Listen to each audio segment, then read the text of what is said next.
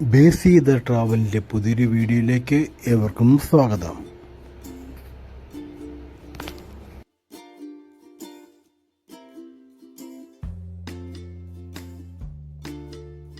Dolphin ഷോയ്ക്ക് ശേഷം നമ്മൾ നേരെ പോകുന്നത് 21 ടെർമിനൽ എന്ന മാള് കാണാൻ വേണ്ടിയാണ്. 21 ടെർമിനൽ മാളിൻ്റെ ഫ്രണ്ടിലായി പഴയ വിമാനങ്ങൾ നിർത്തിയിട്ടിരിക്കുന്നത് കാണാം.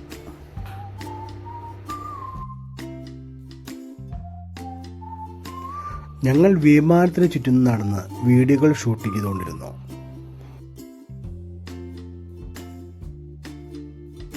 കാലപ്പഴക്കം ചെന്ന ഇത്തരം വിമാനങ്ങൾ ഓരോ മാളുകാർ വാങ്ങി അവരുടെ ഷോപ്പിംഗ് മാളിൻ്റെ ഫ്രണ്ടിലായി ഇതുപോലെ പ്രദർശിപ്പിക്കും.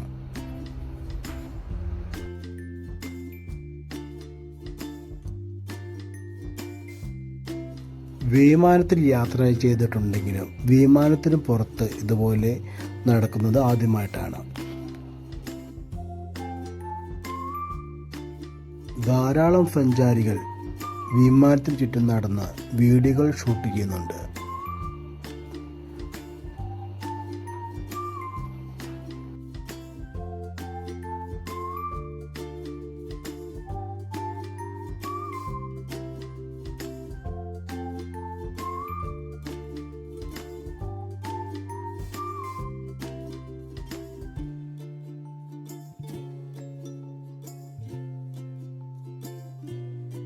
കൗതുകത്തിന് പ്രായമില്ല. ധാരാളം ആളുകൾ ഫോട്ടോയ്ക്ക് പോസ് ചെയ്യുന്നു. കണ്ടിട്ടും മതിയാവുന്നില്ല. 2 പ്രാവശ്യം ഞങ്ങൾ ചുറ്റും നടന്നു.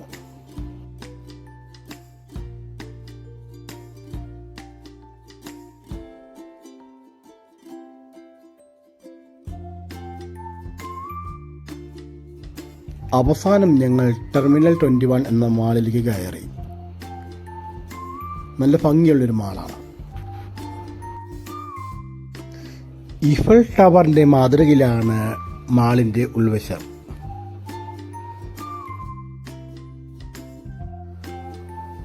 മാർക്കറ്റിൽ ഇറങ്ങിയ പുതിയ മോഡൽ ഫോണുകൾ ഇവിടെ ഡിസ്പ്ലേ ചെയ്തിട്ടുണ്ട്. ഇന്ത്യൻ മാർക്കറ്റിനേക്കാൾ കുറഞ്ഞ വിലയാണ് ഇവിടുത്തെ മൊബൈൽ ഫോണുകൾക്ക്.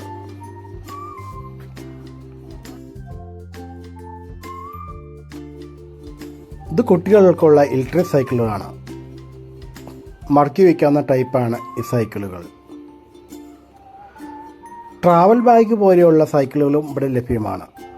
കുട്ടികൾക്ക് മാളിനകത്ത് സഞ്ചരിക്കാൻ പാകുന്ന രീതിയിലാണ് ഈ സൈക്കിളുകൾ.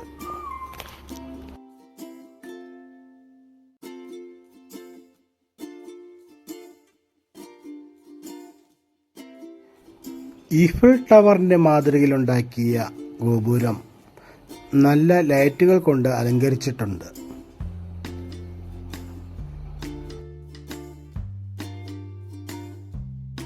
തടികൾ കൊണ്ടാണ് ഇതിൻ്റെ നിർമ്മിതി.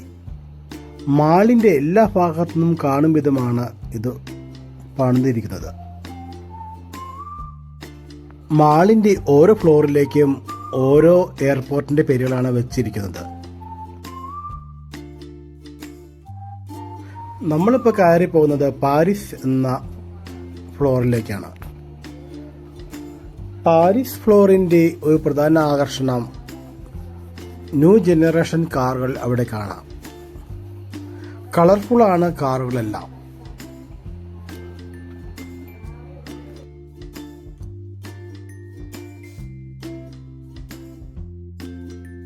മാളിലെ പ്രകാശിച്ച കാറുകൾ വെട്ടിത്തിളങ്ങുന്നു. പല മോഡലുകൾ അവിടെ കാണാം.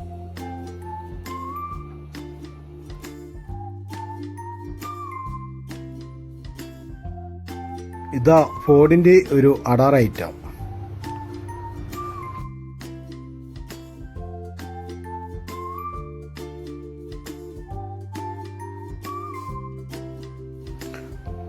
ഫോർഡിൻ്റെ മറ്റൊരു മോഡലായ എവറസ്റ്റ് ആണ് ഈ കാണുന്നത്.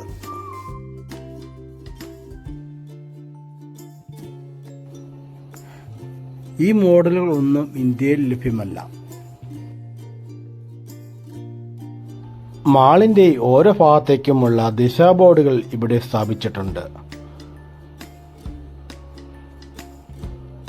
ഇവിടെ അതാ കുട്ടികൾക്കായി ടോയ് കാറുകൾ, ലണ്ടൻ ബസ്സുകൾ എല്ലാം സജീവമാണ്.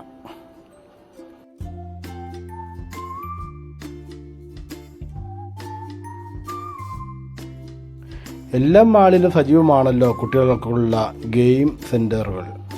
ഇവിടെയുമുണ്ട്.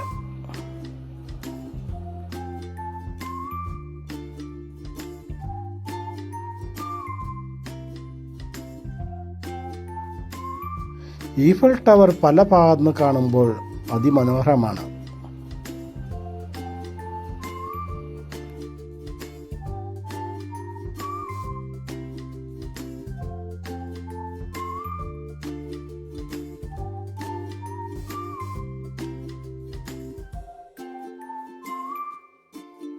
ഇവിടെ അതാ ഒരു പൂന്തോട്ടം തന്നെ ഒരുക്കിയിരിക്കുന്നു. ലൈറ്റുകൾ കൊണ്ടും പൂക്കൾ കൊണ്ടും മനോഹരമാക്കിയിട്ടുണ്ട്.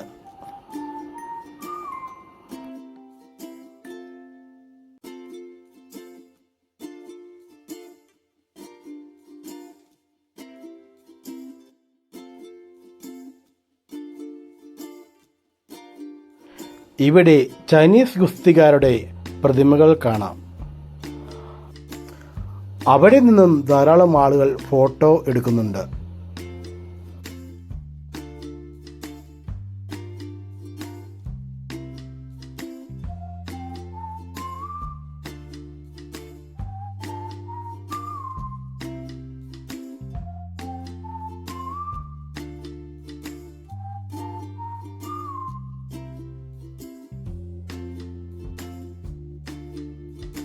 മാളിൻ്റെ ഈ ഭാഗം കളർഫുൾ ലൈറ്റുകൾ കൊണ്ടും നല്ല പൂക്കൾ കൊണ്ടും മനോഹരമാക്കിയിട്ടുണ്ട്.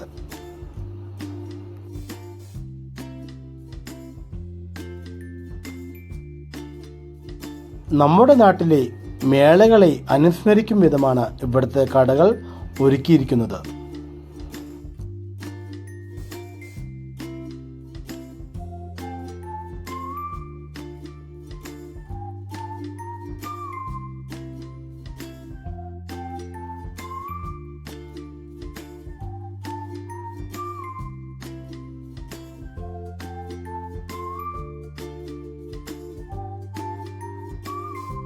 മാളിൻ്റെ പല ഭാഗത്തു നിന്നുള്ള ഫോട്ടോകൾ ഇവിടെ ചേർക്കുന്നു.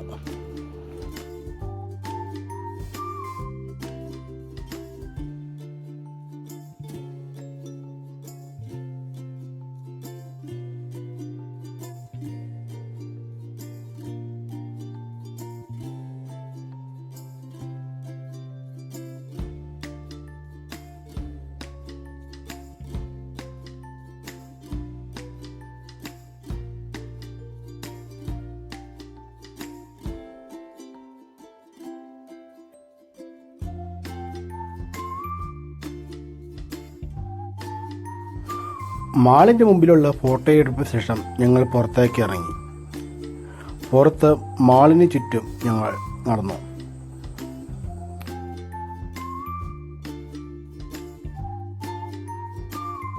മാളിൻ്റെ പുറമെയുള്ള കാഴ്ചയാണത്. താമസിക്കാൻ പാകത്തിന് താമസ സൗകര്യം ഒരുക്കിയിട്ടുണ്ട്.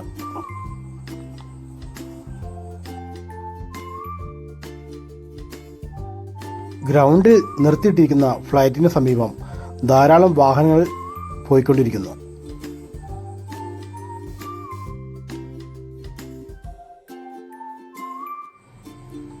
ഞങ്ങൾ നേരെ അവിടെ നിന്നും ബീച്ചിലേക്ക് പോയി. അടുത്ത് തന്നെയാണ് ബീച്ച്. ബീച്ചിൽ സഞ്ചാരികൾ വന്നു തുടങ്ങുന്നതേ ഉള്ളൂ. വൈകിട്ടാണ് സഞ്ചാരികളുടെ തിരക്ക്. പല സിനിമകളുടെയും ചിത്രീകരണം ഈ ബീച്ചിലായിരുന്നു.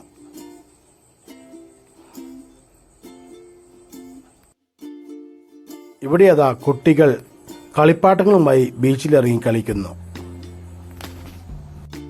നല്ല വൃത്തിയുള്ള ബീച്ചായതിനാൽ ധാരാളം സഞ്ചാരികൾ ബീച്ചിൽ ഇരിക്കുന്നുണ്ട്.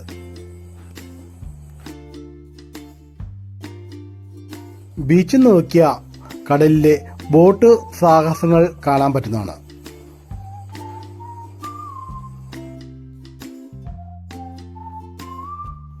ഇവിടെ അതാ സഞ്ചാരികൾക്ക് മീൻ ഗ്രില്ല് ചെയ്ത് കൊടുക്കുന്നു. ഉണങ്ങിയ മീൻ, തവള അങ്ങനെയുള്ള ഐറ്റങ്ങളാണ് കൂടുതലും.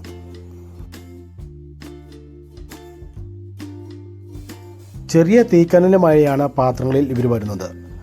ആവശ്യക്കാർക്ക് അപ്പോൾ തന്നെ ചുട്ടുകൊടുക്കുന്നു.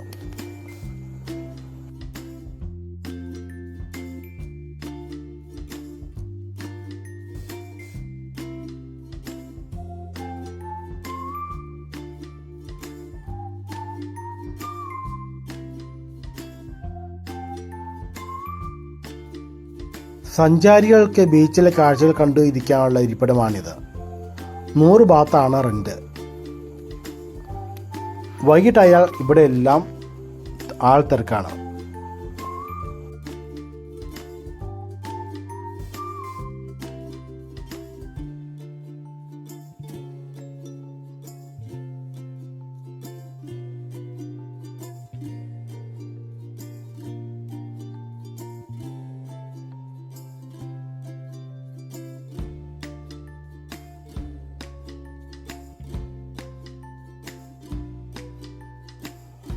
കണ്ടാലും മതി വരാത്ത രീതിയിലാണ് ബീച്ചിലെ കാഴ്ചകൾ.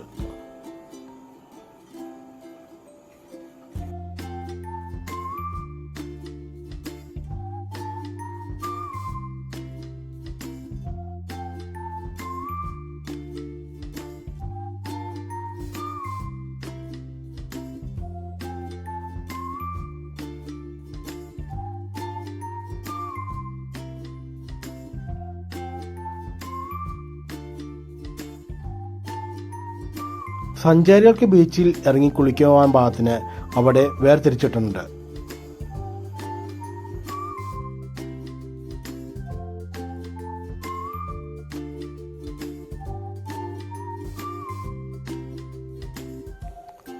അവിടെ അതാ സഞ്ചാരികൾക്കുള്ള കരിക്കുമായി ഗ്രാമങ്ങളിൽ നിന്നും വാഹനങ്ങൾ എത്തിക്കൊണ്ടിരിക്കുന്നു.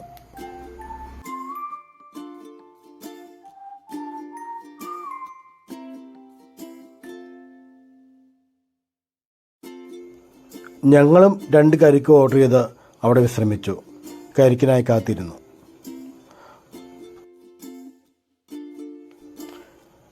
ഇന്നത്തെ വീഡിയോ ഇവിടെ അവസാനിക്കുന്നു. പുതിയൊരു വീഡിയോയുമായി അടുത്ത ആഴ്ച. അതുവരേക്കും ഗുഡ് ബൈ.